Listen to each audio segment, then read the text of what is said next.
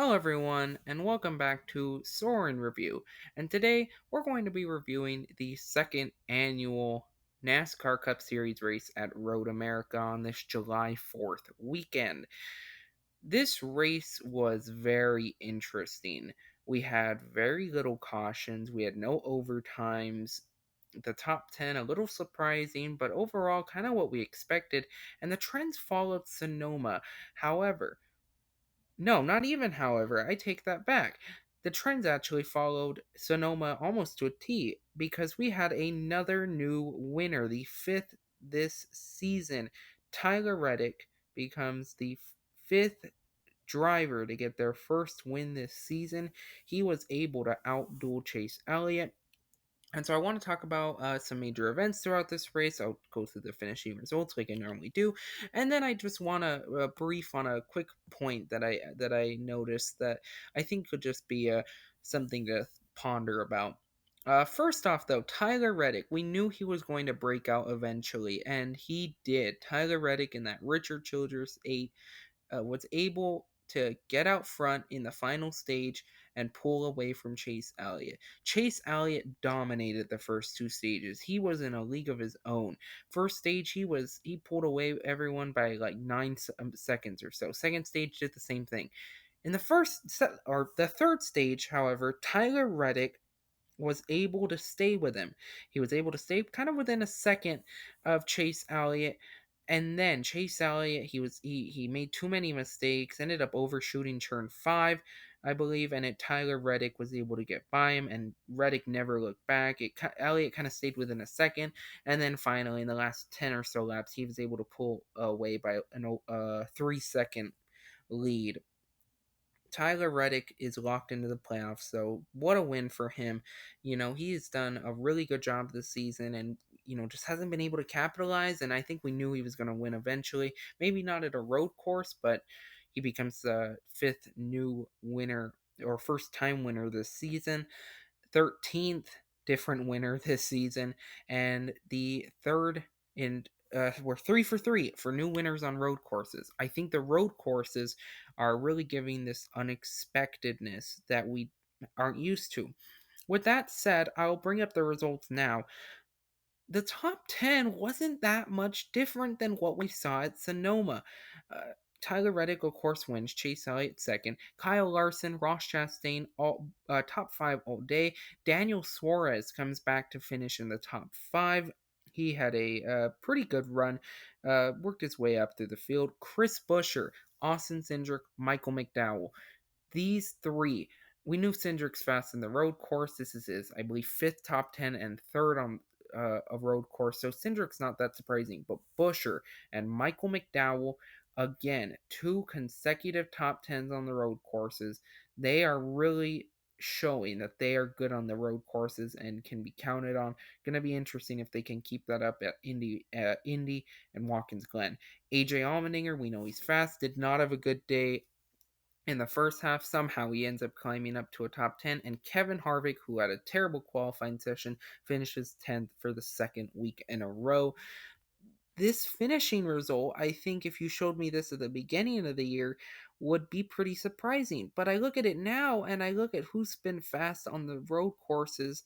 This isn't that surprising. It's not.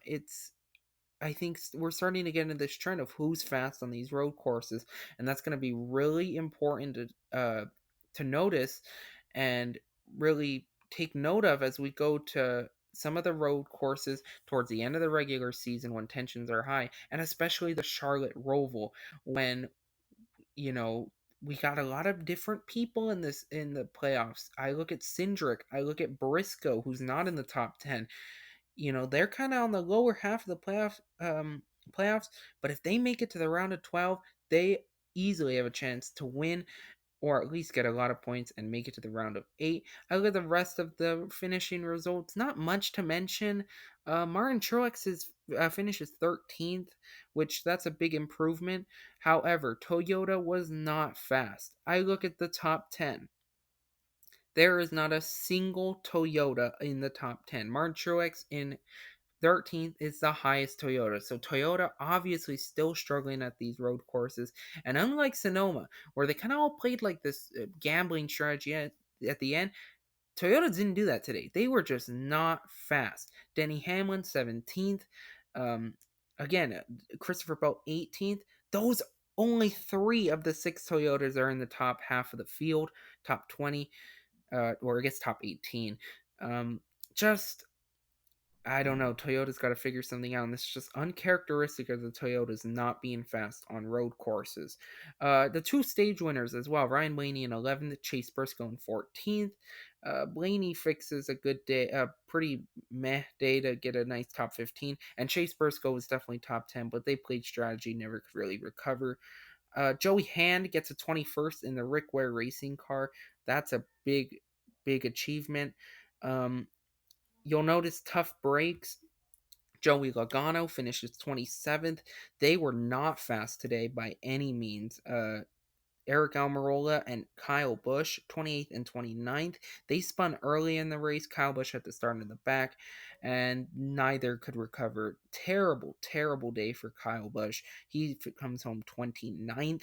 And Brad Keselowski was top 15 for a good first half of the day. They had mechanical problems and finished 33rd. Our three DNF scorers, Hezemans, they had, I think, a fuel pump issue. Bubba Wallace had some contact with Joey Logano. Um, they both spun out, both recovered, and then Logano got sent through the dirt.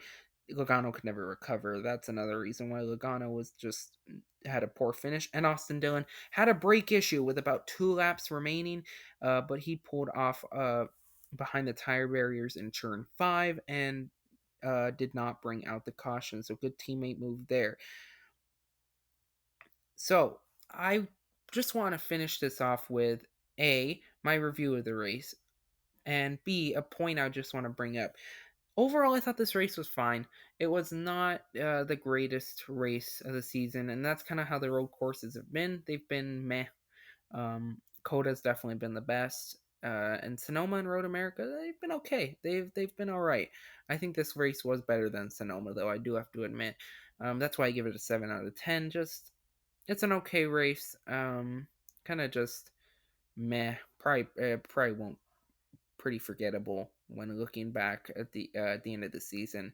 At the races, probably will uh, not be very memorable. On the highlights, um, so I give it a 7 out of 10. I also just want to bring up a point, and I noticed the similarities from some users on Twitter. These cars remind me a lot of the IMSA cars, the GTDs and the GT Pros and the whatever they're called now. They race on these road courses a lot like those cars. They have bigger brakes, the rear diffusers, the sequential 5 gear shifters, I think, are playing a big role in how these cars race. They're more stuck to the ground. They're better to control. They're not slipping and sliding stock cars anymore that we were so used to in the Gen 6 era and before.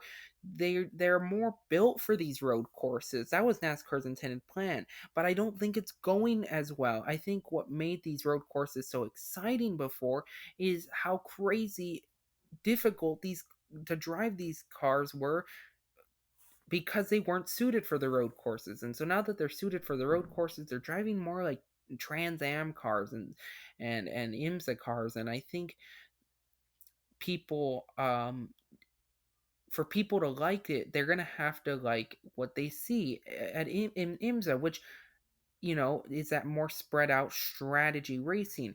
And even then, I think it's not even as good as IMSA because we don't see as many strategies because of stage racing. So overall, I don't really know where NASCAR goes right now with the road courses. Maybe they should just scrap the diffuser altogether, except for like the 1.5 mile tracks and like Auto Club and Michigan and stuff, because I think that may be a problem. It's probably the brakes as well. I think that's why the short tracks are not running as well either. Just I'm not sure where NASCAR goes with what they do to make the racing better. but just something to think about. But that's going to do it for this video. Remember, you can use code Soren72 to get free shipping on all orders $30 or more when you use the code at checkout on Circle B Diecast. That's code Soren72.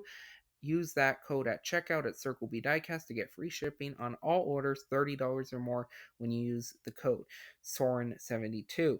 Also, follow me on Twitter if you want at Review Soren. Thank you so much for watching, everyone, and goodbye.